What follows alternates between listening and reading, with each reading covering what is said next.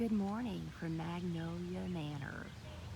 This is Nancy, the Kentucky Garden Gal, and I thought I would do a walk around the gardens this morning.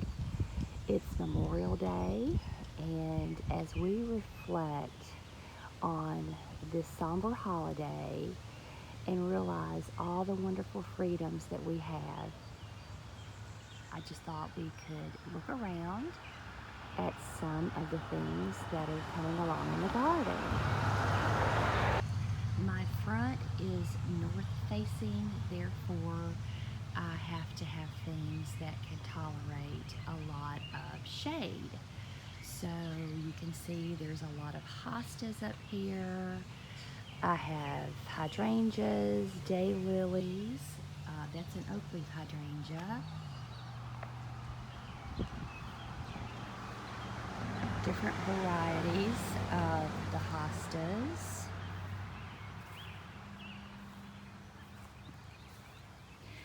We pick up a little bit of color as we go around to the west side.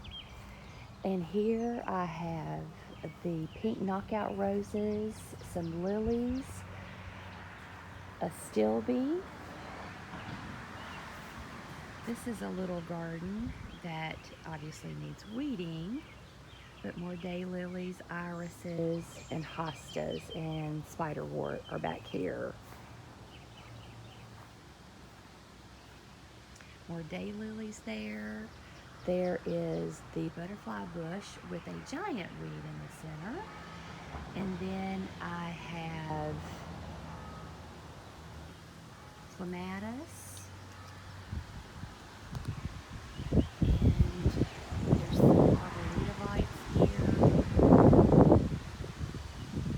Along with some other shrubs. We pick up a little more color on the east side of the house. I have, up on the balcony, I have wave petunias. They can really take the heat. You see some azaleas that are probably 25 years old, and this is their last season. That's just all that's left of them. The one on the right just literally died back, and I would break it off, but it's just come time that I dig those up and replant them with something else.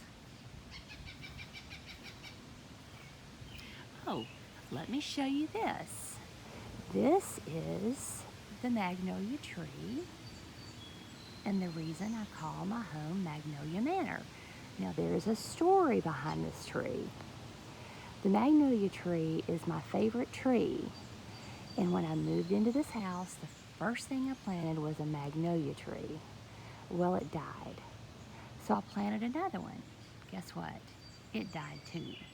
So this is the third magnolia tree that I planted. Now, I had to find the perfect spot, and apparently this is the perfect spot for this tree. And the blooms, it usually blooms on June the 3rd. And let me show you one of the blooms. They are just stunning. Look how pretty that is. Isn't that gorgeous? But this tree is an example of why you don't give up. If you want something in your garden, you simply keep trying.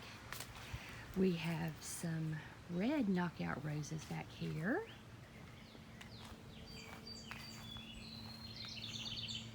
Now this is under trees, so this is a little bit of a shade garden. But this is a night blooming cereus that I have, and this year it should bloom. It's 2 years old. So when this blooms, and I'll put a picture on the screen of what the blooms look like, they are just stunning, and they only last for one night, but it's worth it. It's worth it to come out with a flashlight in your pajamas to see and smell this bloom.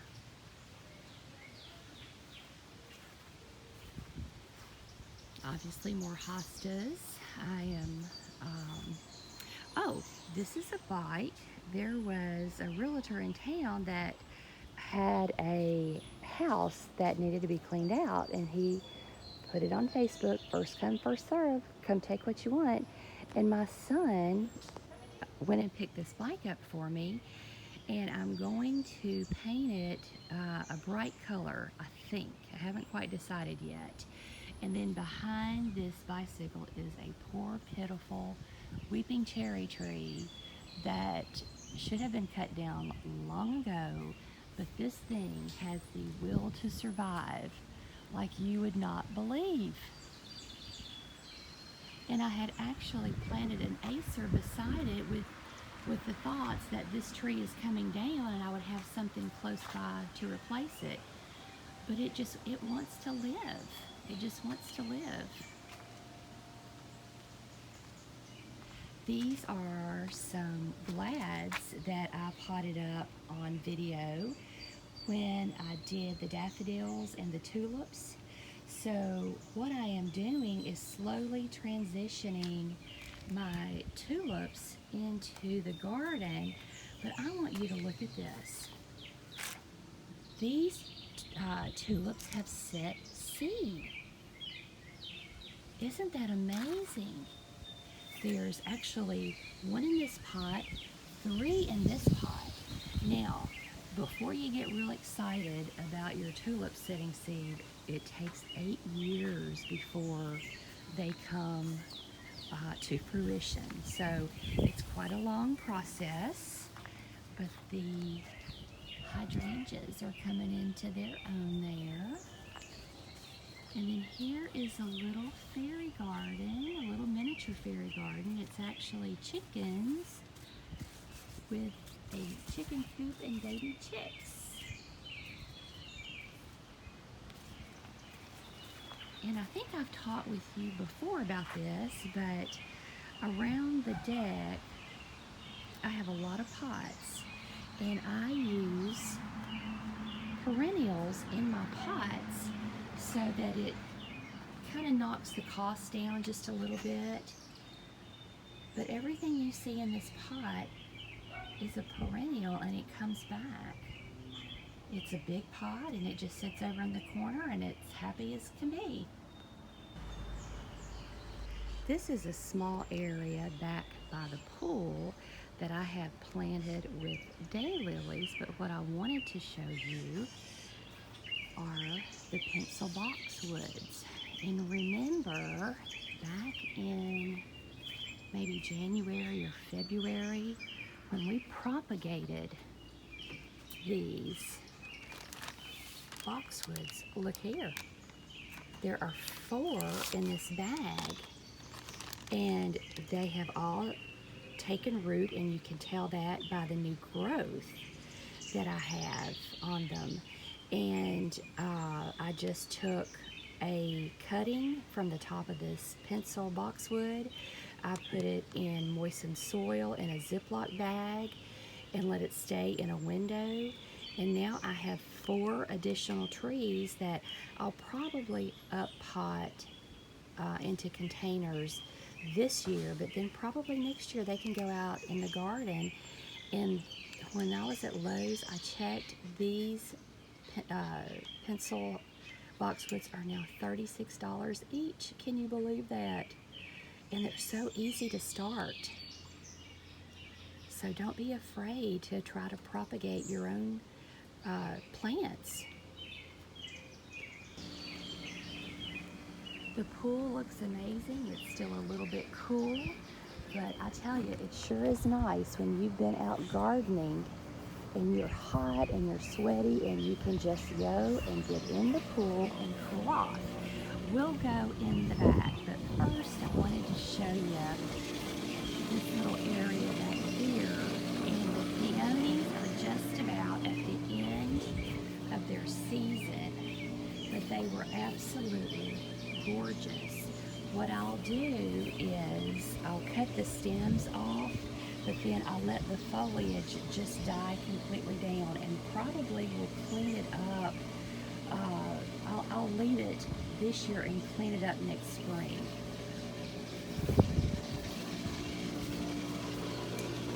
So let's go in and see all of the things that are in here.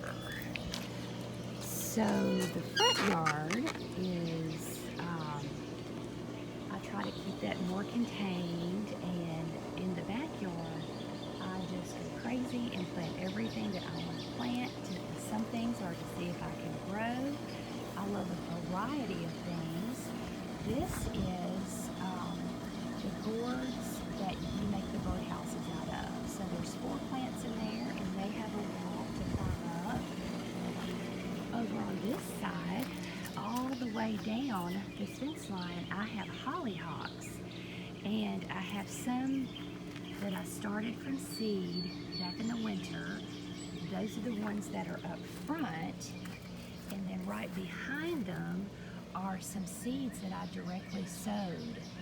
So I will have 2 stages of hollyhocks, and then here's a daylily and hosta bed.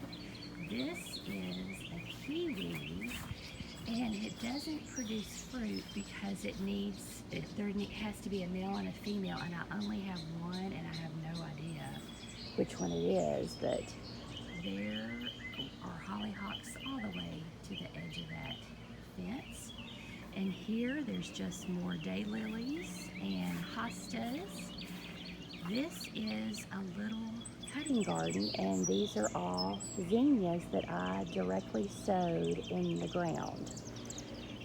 This is a pot of dahlias that apparently had some tomato seeds, so I have volunteer tomatoes. You've seen the irises before, and all I do is cut the stalks off, so there's one that I missed there, and I'll clean that up. I think you've seen this bed before with my foxglove that I'm so proud of. And then you saw me plant the Jerusalem artichokes, and they're doing great. So just a few things that we have. Stuck a little tomato in there. This is so funny. It is almost the beginning of June, and these hellebores are still beautiful. Look at this. I'm just in awe of this. I come out and they look as good as they did back in February. Let's see. We'll go and say good morning to Henny Penny. This is some petunias that I bought at a nursery, and these are petunias that I sowed from seed. And I have to tell you, every petunia that I sowed, I think I had 100% germination rate on, because they just really came up. Let's see if we can see Henny Penny back in there. Good morning, Henny Penny. Good morning. Good morning. So this is just my backyard. It's enclosed, and it is absolutely full of what I think are treasures, which are plants. And I've tried to use every inch well. I haven't taken any space for granted. I have something planted, and in these beds there are vegetables and herbs, and then along here are sunflowers, glads, dahlias, and the apple tree. This is the apple tree that you've seen before that my friend grafted in her master gardener's class. And look at all the apples. It's just full. I have, excuse me, I have planted some grass seed, so that's what you'll see the straw doing for, but this was the former water feature, and I filled it in, but there's banana trees around it, and it's going to be a butterfly garden, hopefully this year.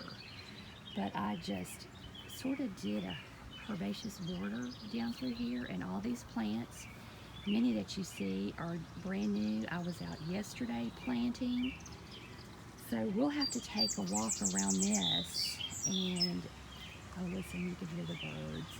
And just see as this starts to fill in all of the flowers that we will have. I've really worked hard on this area back in here, this little corner. It is just full of things that haven't yet come up, but it will. So the butterflies will have plenty to eat back here. And speaking of the butterflies, look at the milkweed. The milkweed is just doing wonderful. And I think I'm going to try to raise monarchs this year. I keep seeing people do that on Facebook and these gardening groups, and it just looks like it's so much fun. And this is a little area where you can just sit down, and of course, these are established plants. I don't think I have anything new in here. And then this goes back over to what will be the butterfly garden. And then there's my fig. It's doing really well. Oh, there's a dragonfly. Can you see the dragonfly? There it is. There it goes. And as you can tell, I have not weeded this poor, sad flower bed, and it's got plenty of weeds in it. The crepe myrtles are coming right along. There's also two in the front, and I actually have one more to plant back here. I think I'm going to plant it over in the secret garden.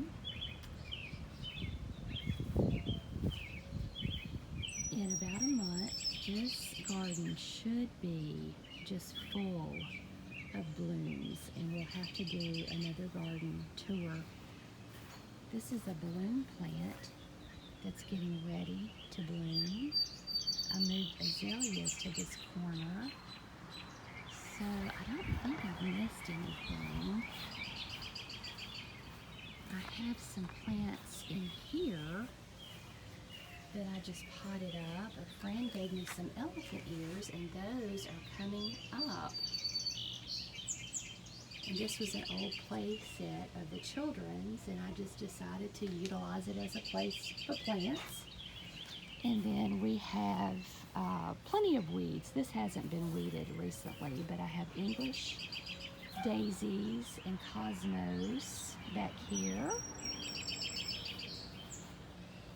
And I think that's it. I think I've shown you everything.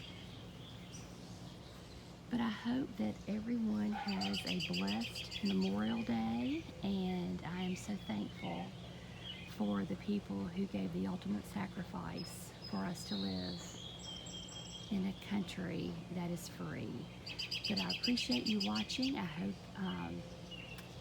you will subscribe, leave a message, comment. We talked last video about those algorithms and why they're important, which I don't understand what an algorithm is, but maybe you all do.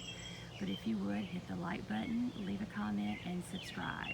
Thanks so much, and I'll see you in the next vlog.